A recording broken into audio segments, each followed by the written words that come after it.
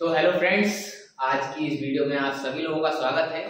तो आज की इस वीडियो में हम आपको समझाने वाले हैं नेशनलिज्म इन यूरोप। हिस्ट्री का एक चैप्टर है 10th क्लास में, the nationalism in Europe.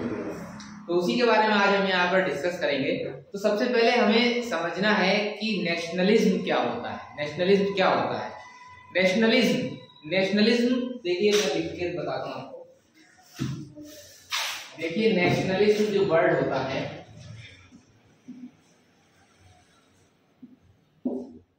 Nationalism में वर्ड आता है एक नेशन। क्या वर्ड आता है? नेशन इसका मतलब होता है राष्ट्र या फिर देश। क्या होता है? राष्ट्र या फिर देश। तो नेशनलिज्म का मतलब होता है हमारे देश के प्रति या हमारे राष्ट्र के प्रति कोई भी भावना। तो नेशनलिज्म का पूरा मतलब होता है राष्ट्रवाद। क्या होता है? राष्ट्रवाद। तो नेशनलिज्म चैप्टर का नाम है nationalism in Europe. Nationalism in Europe. अब यूरोप क्या है? यूरोप एक कॉन्टिनेंट है।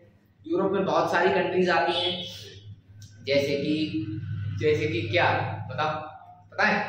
देखो, जैसे कि हमारा रशिया हो गया, प्रशिया हो गया, ब्रिटेन है, Austria, France, Switzerland, Poland, Hungary, बहुत सारी, इटली, जर्मनी, ग्रीस, बहुत सारी कंट्रीज जो होती हैं वो हमारी यूरोप के अंदर आती हैं। तो यूरोप में किस तरीके से देश हित की भावनाओं को लोगों ने जगाया और वहां पर डेमोक्रेसी इस्टेब्लिश की, मतलब आजादी लेकर के आए। क्योंकि पहले क्या था कि मोनार्की सिस्टम चलता था, वहां पर ऑटोक्रेसी सिस्टम चलता था। तो कैसे उन्होंने अपना डेमोक्रेसी इस्टेब्लिश की, किस तरीके से आंदोलन किए, रिवॉल्यूशन किए, किन किन लोगों की हिस्सेदारी रही इसमें, तो उसी सब के बारे में हम इस चैप्टर में डिस्कस करेंगे। ठीक है, तो आइए शुरू करते हैं चैप्टर को।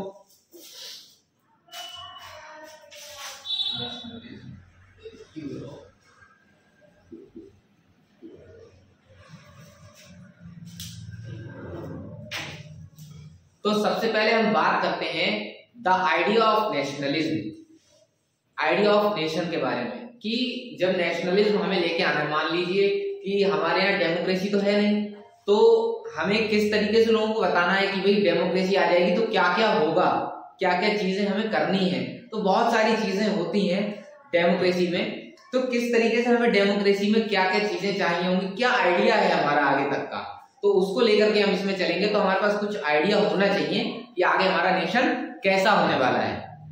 तो उसी नेशन के आइडिया में एक कॉन्सेप्ट निकाला गया, ला पैट्री लिसिटियोन। ला पैट्री लिसिटियोन। ला पैट्री मतलब एक फादरलैंड होना चाहिए और एक हम लोग उसके सिटीजन्स होने चाहिए।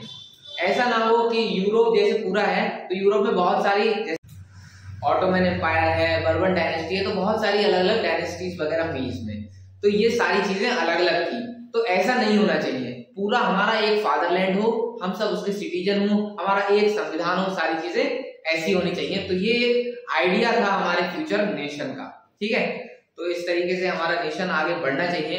लोगों ने अपना फ्लैग भी डिजाइन किया कि हमारा ऐसा फ्लैग होना चाहिए, एक फ्लैग होना चाहिए पूरी हमारी कंट्री का। और क्या होना चाहिए कि हमारा कॉन्स्टिट्यूशन होना चाहिए, हमें राइट टू वोट होना चाहिए, हमारे बहुत सारे जो टैक्सेस हैं जो जरूरी नहीं है उनको हटाना चाहिए, अपने हिसाब से लोगों के हिसाब से चले। तो ये एक आइडिया ऑफ नेशन था, तो मैं आपको लिख के बता देता थोड़ा।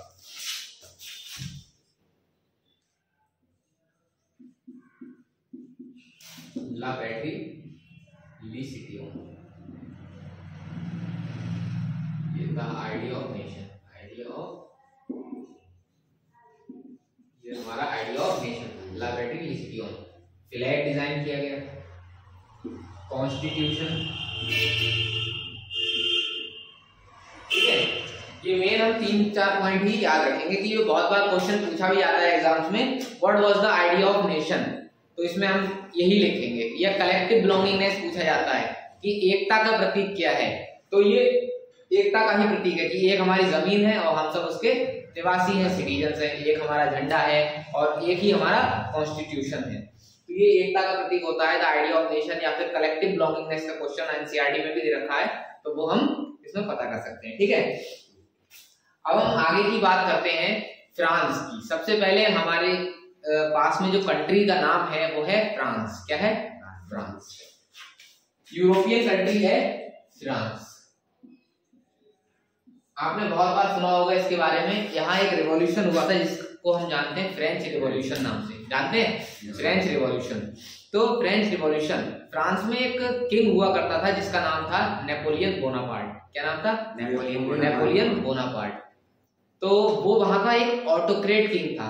ऑटोक्रेट किंग था। तो लोग मतलब ऐसा नहीं था कि वो बहुत ही खराब राजा था। राजा अच्छा था, लेकिन लोगों के हिसाब से होनी चाहिए चीजें। लोग चाहते थे डेमोक्रेसी, लोग चाहते थे कॉन्स्टिट्यूशनल मोनार्की, लोग चाहते थे कि अपने हमें अधिकार हों बहुत सारे। तो ये लोग चाहते थे कि और बराबर सब लोग रहें, ऐसा लोग चाहते थे। तो इसीलिए नेपोलियन को हटाना जरूर चाहते थे। तो आज की इस वीडियो में हमने देखा आइडिया ऑफ नेशन कि क्या आइडिया रहा, हमारे जो फ्यूचर नेशन है उसके बारे में क्या आइडिया हमारा रहा। तो वो हमने देखा यहाँ इस वीडियो में। तो अगले लेक्चर में हम डिस्कस करेंगे फ्रांस के बारे में, द फ्रेंच रिवॉल्यूशन के बारे में, नेपोलियन को किस तरीके से डिफीट किया गया उस बारे में हम अगली क्लास में डिस्कस करेंगे। हमारे साथ बने रहें और हमारे चैनल को सब्सक्राइब